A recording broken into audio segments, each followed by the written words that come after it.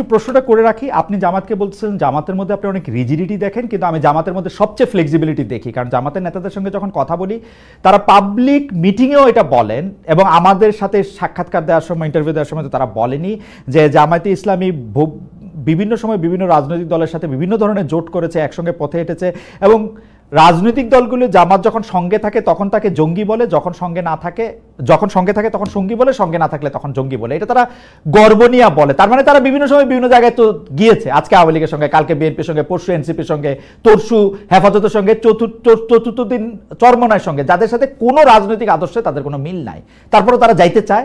সেজন্য আমি তাদের মধ্যে ফ্লেক্সিবিলিটি দেখি। আপনি নিশ্চয়ই বলবেন, আমরা একটু ব্যারিস্টার ফারহানার কাছ থেকে, জি আপনি কি কিছু বলতে চাচ্ছেন? নিশ্চয় বলেন। আমি কি এক লাইন এবং একটা প্রশ্নের মাধ্যমে এর উত্তর দিব? জি বলেন। আল্লাহর দুনিয়া সবার কাছে মারা খাওয়া কি পলিটিক্যাল ম্যাচুরিটি? আমি আপনার কথা বুঝতে পারি না, আপনি কি একটু সত্যিকারের বাংলা ভাষায় একটু কথা বলতে পারেন? আমি জানি না মানে আপনি একটু চেষ্টা করবেন কিনা যে এটা যাতে আরো, এটা একটা ফ্যামিলি প্রোগ্রাম, এবং এই প্রোগ্রামের মধ্যে আমার কাছে এগুলি কুলনেস লাগে না আর কি। আমি মারা খাওয়া বলেছি, আমার মনে হয় না যেটা, আমি জানি না, আমি এটা মানে জানি না, আপনি যেটা বোঝা যায়। আপনি যদি আপনার অনুমতি নিয়ে কি একটা প্রশ্ন করতে পারি, যে আপনি কি ওই দুইটা ঘটনা মাথায় রাখতেছেন যে জামায়াতে ইসলামীর শীর্ষ নেতারা লন্ডনে গিয়ে বিএনপির শীর্ষ নেতাদের সাথে দেখা করে এসে তারা বলছেন যে তারা কবে নির্বাচন চান? এটি একটি বড় প্রেক্ষাপটে। আর ছোট প্রেক্ষাপটে আমি যদি আপনার যেটি বোতল ছুঁড়ে মারার প্রসঙ্গে আপনার ফেসবুক স্ট্যাটাসে উজ্জ্বল করি, সেখানে আপনি একটি দেখবেন যে আপনিই বলছেন জাসির একটি অংশ মাহফুজের উপর বোতল ছুঁড়ে মারাকে সেলিব্রেট করছে। তো যারা সেলিব্রেট করছে তাদেরকেই তো লোকে ভাববে যে এরা এই কাজটি করেছে, তাই না? ওইটাও যদি একটু বলেন যে আপনি এলিয়েনেটেড করছে জামাত ইসলামী সবাইকে বলছেন, কিন্তু আমি তো দেখতে পাচ্ছি যে জামাত ইসলামী তো বিএনপির সাথে সম্পর্ক পুনর্গঠন, প্রকাশ্যে আড়ালে আলোচনা, এনসিপির সাথেও প্রকাশ্যে সামনে আলোচনা, সেটা কোনোটাই তো আড়ালে করতেছে না। জামাত ইসলামী তো চেষ্টা করতেছে সবার সাথে মিলেমিশে থাকার। আপনি জগন্নাথ বিশ্ববিদ্যালয়ের বর্তমান সরকারের একজন উপদেষ্টা যারা মাহফুজ আলমের মাথায় বোতল ছুঁড়ে মারা নিয়ে আপনি বলেছেন, আমি আপনাকে কোট করছি, বোতল কে ছুঁড়ে মেরেছে তা তো মুখ্য না, কোনোদিনই মুখ্য ছিল না, মুখ্য হচ্ছে এটা নিয়ে যে রাজনীতি হবে সেটা। জাসি দায়ী, অর্থাৎ আপনি ওদের জামাত শিবিরকে বলেছেন এই কারণে যে আপনি পরিষ্কার করবেন সেটা, জাসি বোতল ছুঁড়ে মেরেছে, জাসি দায়ী কারণ জাসি সবাইকে শত্রুতে পরিণত করেছে, এমন কেউ আর অবশিষ্ট নাই যে জাসির পক্ষে কথা বলবে। লাস্ট আপনি বলছেন যদি সবাই মিলে একটা মিথ্যাকে সত্য বলে তাহলে মিথ্যাই সত্য, জাসি সত্যটা বোঝে নাই জন্য শাহবাগে হেরেছে, আবার হারবে। আপনি যদি একটু আমাদের ব্যাখ্যা করেন, জাসি বলতে আপনি নিশ্চয়ই জামাত শিবিরকে, আমার মনে হচ্ছে যে আপনি নিশ্চয়ই জামাত শিবিরকে বুঝিয়েছেন, আপনি এটা যদি একটু আমাদেরকে ব্যাখ্যা করেন, এই বোতল ছুঁড়ে মারা রাজনীতিটা যদি আমাদেরকে একটু বলেন, জনাব মোহাম্মদ ইশরাক।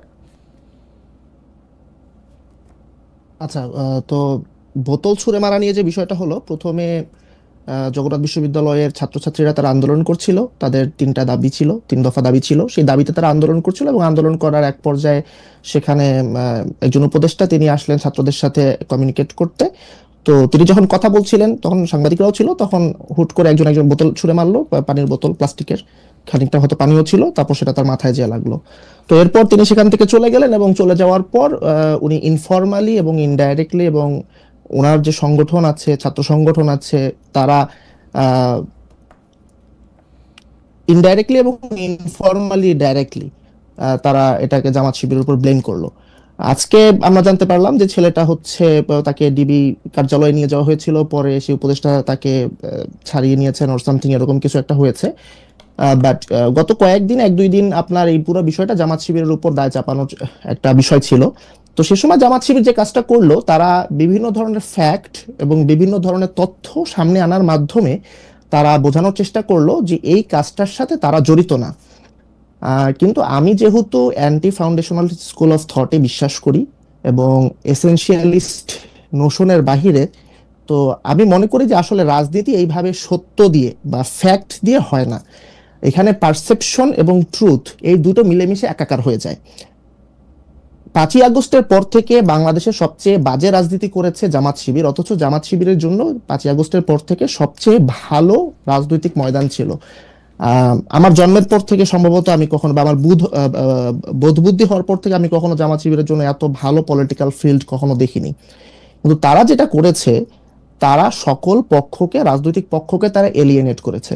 ধরেন বিএনপির কথা ধরেন, BNP is a mature political party, দীর্ঘদিন ধরে তারা রাজনীতি করেছে, রাষ্ট্র ক্ষমতায় বহুবার ছিল, তারা কিন্তু বিভিন্ন জনের সাথে ফর্মাল ইনফর্মাল অ্যালায়েন্সে আছে। সো বিএনপির পক্ষে শুধুমাত্র বিএনপি না, বিএনপির বাহিরেও আরো অনেকে কথা বলছে, এবং বিএনপি যেহেতু গভর্নমেন্ট ইন ওয়েটিং, তাই বিএনপির পক্ষে কথা বলার জন্য অনেকের মধ্যে একটু উসখুসো করে। কিন্তু জামাত শিবির তারা বর্তমান প্রেক্ষাপটে বা 5ই আগস্ট পরবর্তী প্রেক্ষাপটে তারা যদিও দ্বিতীয় বৃহত্তম দলে পরিণত হলো, সে সময় তাদের সামনে কিন্তু সুযোগ ছিল এরকম একটা অ্যালায়েন্স করে, একটা বিরোধী জোট বা হচ্ছে একটা দ্বিতীয়, বিএনপি একটা শক্তি, তারপর তারা আর একটা শক্তিতে পরিণত হবে, বাট তারা কিন্তু কোনোখানে তারা অ্যালায়েন্সে যায় নাই। প্রথমে তারা এনসিপির সাথে পরকীয়া করেছে, কোনো ফর্মাল আন্ডারস্ট্যান্ডিং এ যায়নি, তারা কোনো লিখিত কোনো চুক্তি না, সামনাসামনি প্রকাশ্য কোনো জোটে না, কোনো কিছুতে যায়নি। এখন তারা অনেকে বিট্রেড ফিল করছে যে এনসিপি এখন আওয়ামী লীগ নিষিদ্ধ হওয়ার পর কেন জামাত শিবিরের বিরুদ্ধে ক্ষুব্ধ হলো। তো এই যে জামাত শিবিরের ভুল রাজনীতি, তারা কাউকে কারোর সাথে তারা গাঁটছড়া বাঁধে নাই, তারা কোনো কোয়ালিশন করে নাই, তারা কোনো অ্যালায়েন্স বিল্ড করে নাই, এর ফলে যেটা হয়েছে জামাত শিবির রাজনীতিতে একা হয়ে গেছে। এখন সবাই জামাত শিবিরকে অ্যাটাক করছে এবং জামাত শিবির এটাকে ট্রুথ দিয়ে, সত্য দিয়ে মোকাবেলা করছে। জনাব ইশাক আহমেদ, আপনার অনুমতি নিয়ে কি একটা প্রশ্ন করতে পারি, যে আপনি কি ওই দুইটা ঘটনা মাথায় রাখতেছেন, যে জামায়াতে ইসলামের শীর্ষ নেতারা লন্ডনে গিয়ে বিএনপির শীর্ষ নেতাদের সাথে দেখা করে এসেছেন, এসে তারা বলছেন যে তারা কবে নির্বাচন চান, এটি একটি মানে বড় প্রেক্ষাপটে। আর ছোট প্রেক্ষাপটে আমি যদি আপনার মানে যেটি বোতল ছুঁড়ে মারার প্রসঙ্গে আপনার ফেসবুক স্ট্যাটাসে উদ্র করি, সেখানে আপনি একটি দেখবেন যে আপনিই বলছেন জাসির একটি অংশ মাহফুজের উপর বোতল ছুঁড়ে মারাকে সেলিব্রেট করছে। তো যারা সেলিব্রেট করছে তাদেরকেই তো লোকে ভাববে যে এরা এই কাজটি করেছে, তাই না? সেলিব্রেট করা আর কাজটা করা, এটার মধ্যে তো একটা সিগনিফিক্যান্ট ডিফারেন্স আছে। সো এবং শুধুমাত্র যে তারাই সেলিব্রেট করেছে বিষয়টা এরকম না, আরো অনেকেই সেলিব্রেট করেছে, কিন্তু যারা সেলিব্রেট করেছে তাদের মধ্যে তাদেরও একটা অংশ ছিল। সো কিন্তু এই যে কেন, তো এই যে বাকিরা যারা সেলিব্রেট করলো তাদের প্রতি কেন তীরটা নিক্ষেপ হলো না, কেন সন্দেহের তীরটা তাদের দিকে কেন গেল না, কেন এদের দিকে গেল, এটা হচ্ছে আপনার তাদের পলিটিক্স। জি, আপনি ওইটাও যদি একটু বলেন যে আপনি এলিয়েনেটেড করছে জামাত ইসলামী সবাইকে বলছেন, কিন্তু আমি তো দেখতে পাচ্ছি যে জামাত ইসলামী তো বিএনপির সাথে সম্পর্ক পুনর্গঠন, প্রকাশ্যে আড়ালে আলোচনা, এনসিপির সাথেও প্রকাশ্যে সামনে আলোচনা, মানে সেটা কোনোটাই তো আড়ালে করতেছে না। জামাত ইসলামী তো চেষ্টা করতেছে সবার সাথে মিলেমিশে থাকার। একটা হচ্ছে আপনার কম্পিটিটিভ পলিটিক্সে আপনি সবার সাথে ডায়ালগ করবেন, আর কোয়ালিশন বা জোট গঠন এই ধরনের বিষয়গুলো ডিফারেন্ট। আমরা যেহেতু এখন পর্যন্ত ফার্স্ট পাস দ্য পোস্ট সিস্টেমে আছি, অর্থাৎ হচ্ছে মেজরিটি ভোটে আমাদের হচ্ছে নির্বাচন হয়, আমাদের তো এখানে রিপ্রেজেন্টেটিভ পিআর সিস্টেম না, প্রপোর্শনাল রিপ্রেজেন্টেশন সিস্টেম না। সো এখানে ভোটের আগেই কিন্তু জোটটা গঠন হয়। প্রপোর্শনাল রিপ্রেজেন্টেশনে সাধারণত জোট গঠনটা হচ্ছে আপনার নির্বাচনের পরে হয়, সরকারের সময় যে। তো এখন জামাত কি বিএনপির সাথে জোটে গিয়েছে বা এই ধরনের কোনো আলোচনা আমি কিন্তু দেখিনি। হ্যাঁ, তারা কথা বলেছে, ডায়ালগ তো তারা সবাই করছে। জোটের প্রসঙ্গ তো নির্বাচনের সময় আসুক, তফসিল ঘোষণা হোক, তারপরে তো এটা তো সময় আছে। মানে জামায়াত এনসিপির সাথে নির্বাচন, মানে আমি বোঝার জন্য, যারা মোহাম্মদ ইশাক বেয়াদবি নেবেন না, আপনি বোঝার জন্য আমি বলতেছি, মানে আপনি কেন এটা ভাবতেছেন যে জামায়াত আর এনসিপির সাথে জোট করবেই না বা জামায়াত আর বিএনপির সাথে জোট করবে, এটা কি শেষ কথা বলে দেওয়ার সময় এসছে কিনা? কারণ আমি দেখতে পাচ্ছি যে জামায়াত চেষ্টা করতেছে আসলে কারো না কারোর সাথে থাকার। আচ্ছা, মানে এটা আমার দেখা, কারো না কারোর সাথে থাকার চেষ্টা করছে। এখন যদি জামাত এনসিপি কে দ্বিতীয় বৃহত্তম দল হিসেবে স্বীকৃতি দিয়েই দেয়, এই স্বীকৃতিটাই এনসিপির এখনো প্রাপ্য কিনা এটার তো কোনো মেজারমেন্ট আমাদের কাছে নাই। কিন্তু যদি সেটা না হয়, যদি আপনার জামাত দ্বিতীয় বৃহত্তম দল হয়, তাহলে তো আমাদেরকে এটা মাথায় রাখতে হবে, রাজনীতিতে প্রধান দুইটা দলের মধ্যে কখনো কোনো জোট হয় না। জোট হয় হচ্ছে আপনার 1 আর 3, 2 আর 3 বা 2 আর 4। সো এইরকম কোথায় হয়েছে? এনসিপির সাথে যদি জামাত যদি কোনো কংক্রিট কোনো ডায়ালগে আসতো, তাহলে নিশ্চয়ই জামাত এই ধরনের ব্যাশিং এর সম্মুখীন হতো না, এরকম বিরোধিতার মধ্যে পড়তো না। তারা যেটা করেছে, এটা এই ধরনের বাজে পলিটিক্স কেউ করে না। আপনি নিজের দলের লোক দিয়ে অন্য আর একটা দল গঠন করে দিচ্ছেন, এই পলিটিক্স শুধুমাত্র জামাত ইসলামের দ্বারাই সম্ভব। কিন্তু আওয়ামী লীগ আমাদেরকে দেখাইছে না যে একটা হাসি খুশি বিরোধী দল রাখা সম্ভব, জাতীয় পার্টি। আচ্ছা, আর জামাত ইসলামী তো জামাত ইসলামী তো বিএনপি সেই হাসি খুশি বিরোধী দলটাও হইতে পারে, মানে সেই সম্ভাবনা তো আমি দেখতে পাচ্ছি আসলে। মানে আমি যদি প্রশ্নের খাতিরে আপনাকে জানতে চাই আর কি, আমার মনে হয় না যে আপনার দেখেন এটা তখনই হতো যখন বাংলাদেশে আমরা যদি ধরে নেই যে বাংলাদেশে যে দলের কার্যক্রম, আওয়ামী লীগের কার্যক্রম নিষিদ্ধ করা হয়েছে, ছাত্রলীগকে ব্যান করা হয়েছে, এই দলটা যদি এখনো ফ্যাক্টর থাকে তখন আপনি একটা গৃহপালিত বিরোধী দল রাখতে পারেন। কিন্তু আমি মনে করি আওয়ামী লীগ থেকে ম্যাস মাইগ্রেশন হবে। এখানে খুব একটা ইন্টারেস্টিং ঘটনা ঘটেছে বাংলাদেশের এবং গ্লোবাল হিউম্যান রাইটস এর ইয়েতে, এটা আমাদের একটা রিমার্কেবল অ্যাচিভমেন্ট। এটা দেখেন, আমরা কিন্তু কোনো ইন্ডিভিজুয়ালের এগেইনস্টে রিভেঞ্জ নিচ্ছি না, কোনো ইন্ডিভিজুয়ালকে পলিটিক্স থেকে ব্লকও করছি না, আমরা ফ্যাসিস্ট পার্টিকে আমরা টার্গেট করেছি। এখানে যারা হিটারটো ফ্যাসিস্ট ছিল এবং যারা এই দলের সাথে নানানভাবে নানান কারণে যুক্ত ছিল, ব্যক্তিগত কারণ থাকতে পারে, আপনার প্রলোভন থাকতে পারে, কোয়ারশন থাকতে পারে, তারা কিন্তু পলিটিক্সে রিহেবিলিটেট হবে। সো আমি মনে করি এটা ম্যাস মাইগ্রেশন হবে, তারা অন্যান্য দলে চলে যাবে। অন্যান্য দলে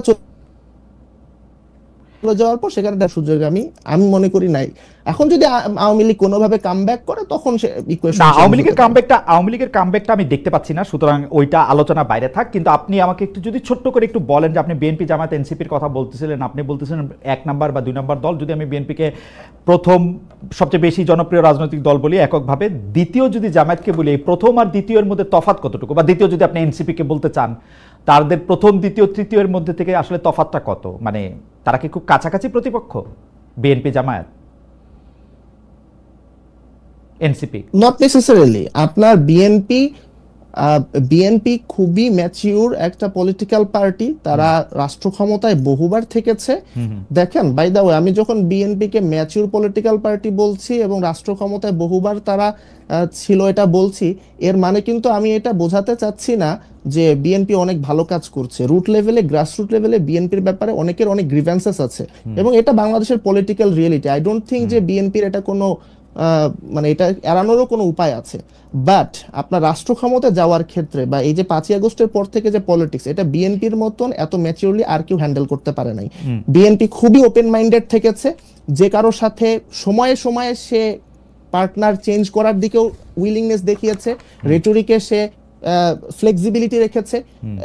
কিন্তু জামাতের ক্ষেত্রে যে আপনার মানে ইউনিক যে বিষয়টা, এবং এটা ইন এ নেগেটিভ সেন্স আমি বলবো, সেটা হচ্ছে জামাত এক্সট্রিমলি রিজিড। এবং আমি মনে করি যে ডক্ট্রিনাল একটা ব্যাপার, কারণ যদি ডক্ট্রিনাল ব্যাপার হতো তাহলে ধরে 1940s জামাতের যে ডক্ট্রিন, সেই ডক্ট্রিন দিয়ে তো 2025 সালে জামাতের কার্যক্রম ব্যাখ্যা করা সম্ভব না। একসময় তো জামাতে আপনার আইনজীবী হওয়াই নিষিদ্ধ ছিল, হ্যাঁ, স্কুল কলেজে পড়াশোনা, তারপর শিক্ষকতা, এগুলোও জামাতে আপনার ডক্ট্রিনে নিষিদ্ধ ছিল। বাট সেখান থেকে কিন্তু তারা আপগ্রেড করেছে। কিন্তু তাদের মধ্যে একটা লিডারশিপ আমি দেখি যে একটা ক্যারিসমেটিক একটা লিডারশিপের অভাব আছে। সো এখানে তারা কোয়ালিশন বিল্ড করতে পারছে না। প্রধান বিরোধী দল যে হবে, আপনার ধরেন, আমি কি একটা মিনিট আপনার কাছে চেয়ে নিতে পারি? জি প্লিজ। আপনার ধরেন হাসিনা তো স্বৈরাচার ছিল, ইভেন হাসিনাও কিন্তু সে একা স্বৈরাচার না। পৃথিবীর কোনো স্বৈরাচারী একা থাকে না, তার কিছু একটা সিলেক্টরেট থাকে, তার কিছু হেঞ্চম্যান থাকে। সো তারও একটা জোট ছিল। আমি যেটা বলতে চাচ্ছি, দেখেন বিএনপির ইনফর্মাল ফর্মাল একটা জোট আছে, জামাতের সেই জোটটা কি? এবং ধরেন জামাতের পক্ষে কথা শুধু জামাত বলে। আগে তো ধরেন শাহ আব্দুল হান্নানের মতন সিভিল সোসাইটির 1-2 জন ছিলেন, এখন সেই শাহ আব্দুল হান্নানটাও জামাতের নেই। সো জামাতের যে প্রবলেমটা, সে কোনো কোয়ালিশন করতে পারছে না, সে কোনো কোয়ালিশন পার্টনার খুঁজে পাচ্ছে না, এই জন্য সে নিজেকে সবখান থেকে এলিয়েনেটেড ফিল করছে। এটা যতটা না ফিল, আমি বলবো তার চেয়ে বেশি এটা হচ্ছে তার নিজস্ব মিকিং, সে নিজেই এটা করেছে। ওকে, আমি একটু প্রশ্নটা করে রাখি। আপনি জামাতকে বলছেন জামাতের মধ্যে আপনি অনেক রিজিডিটি দেখেন, কিন্তু আমি জামাতের মধ্যে সবচেয়ে ফ্লেক্সিবিলিটি দেখি। কারণ জামাতের নেতাদের সঙ্গে যখন কথা বলি, তারা পাবলিক মিটিংয়েও এটা বলেন, এবং আমাদের সাথে সাক্ষাৎকার দেওয়ার সময়, ইন্টারভিউ দেওয়ার সময় তো তারা বলেনি যে জামায়াতে ইসলামী বিভিন্ন সময় বিভিন্ন রাজনৈতিক দলের সাথে বিভিন্ন ধরনের জোট করেছে, একসঙ্গে পথে হেঁটেছে, এবং রাজনৈতিক দলগুলো জামাত যখন সঙ্গে থাকে তখন তাকে জঙ্গি বলে, যখন সঙ্গে থাকে তখন সঙ্গী বলে, সঙ্গে না থাকলে তখন জঙ্গি বলে। এটা তারা গর্ব নিয়ে বলে। তার মানে তারা বিভিন্ন সময় বিভিন্ন জায়গায় তো গিয়েছে, আজকে আওয়ামী লীগের সঙ্গে, কালকে বিএনপির সঙ্গে, পরশু এনসিপির সঙ্গে, তরশু হেফাজতের সঙ্গে, চতুর্থ দিন চরমনার সঙ্গে, যাদের সাথে কোনো রাজনৈতিক আদর্শে তাদের কোনো মিল নাই, তারপরেও তারা যাইতে চায়। সেজন্য আমি তাদের মধ্যে ফ্লেক্সিবিলিটি দেখি। আপনি নিশ্চয়ই বলবেন, আমরা একটু ব্যারিস্টার ফারহানার কাছ থেকে, জি আপনি কি কিছু বলতে চাচ্ছেন? নিশ্চয় বলেন। আমি কি এক লাইন এবং একটা প্রশ্নের মাধ্যমে এর উত্তর দিব? জি বলেন। আল্লাহর দুনিয়া সবার কাছে মারা খাওয়া কি পলিটিক্যাল ম্যাচুরিটি? আমি আপনার কথা বুঝতে পারি না, আপনি কি একটু সত্যিকারের বাংলা ভাষায় একটু কথা বলতে পারেন? আমি জানি না মানে যে মানে আপনি মানে একটু চেষ্টা করবেন কিনা যে এটা যাতে আরো, এটা একটা ফ্যামিলি প্রোগ্রাম, এবং এই প্রোগ্রামের মধ্যে মানে আমার কাছে এগুলি কুলনেস লাগে না আর কি। আই এম সরি, আমি মারা খাওয়া বলেছি, আমার মনে হয় না যেটা আমি জানি না, আমি এটা মানে জানি না, আমি এটা মানে জানি না, আপনি যেটা মানে যেটা বোঝা যায়। আপনি যদি সবার কাছে বিটেন আপ হন, মানে আপনি যদি সবার কাছে মার খান, হেরে যান, হ্যাঁ তো মারা খাওয়া, তো হ্যাঁ এটা এটা মানে মারা খাওয়া, এটা কেন? ওকে, আমি জানি না, ঠিক আছে। আমার মনে হয় যে আপনাকে আসলে আপনার দর্শকরা বা ওরা নিশ্চয়ই আপনাকে বুঝতে পারছেন আপনি কি বলছেন, আমি বুঝি আর না বুঝি।